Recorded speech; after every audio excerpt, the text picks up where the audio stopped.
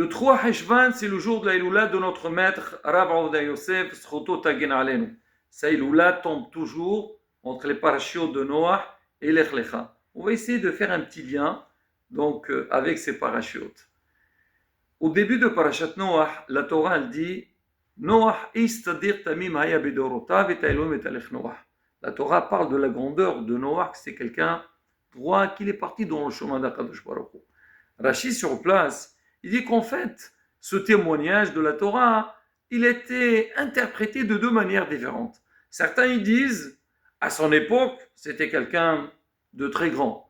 Mais s'il était à l'époque d'Abraham Avinu, on ne l'aurait pas considéré autant. D'autres ils disent non.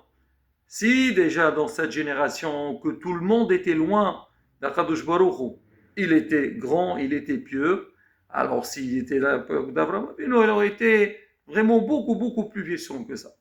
Et bien, la question se pose sur ceux qui disent que Salomon maintenant il était tzaddik, mais à l'époque d'Abraham, on ne l'aurait pas considéré autant. Pourquoi la Torah l'a témoigné?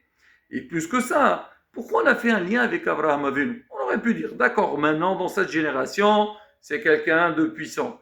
Mais dans une autre génération, on ne l'aurait pas vraiment considéré. On dirait qu'il y a quelque chose de particulier par rapport à Abraham Avinu.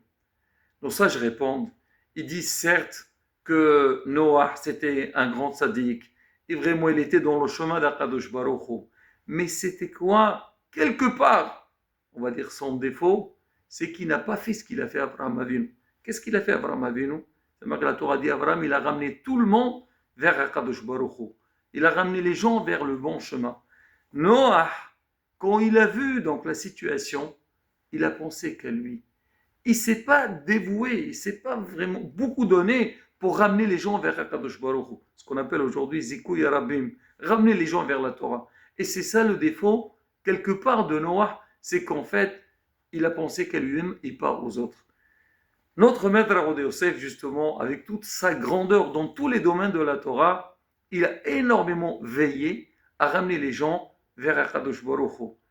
Il est parti partout, on dit, même à la fin de sa vie, il tournait partout en Israël pour donner des cours de Torah, pour ramener les gens vers la Torah. Il envoyait ses élèves pour inscrire les enfants dans les écoles juives, dans les écoles de la Torah. Pourquoi? Parce qu'il savait que c'est vrai que chacun a un travail à faire pour lui-même, mais aussi il ne faut pas oublier nos frères et les ramener vers Akadosh Baruch Hu. Et c'est ça le point que Rashi voulait nous dire, que Noah lui manquait ça, c'est il faut vraiment aller vers Am Israël et les ramener vers Akadosh Baruch Hu.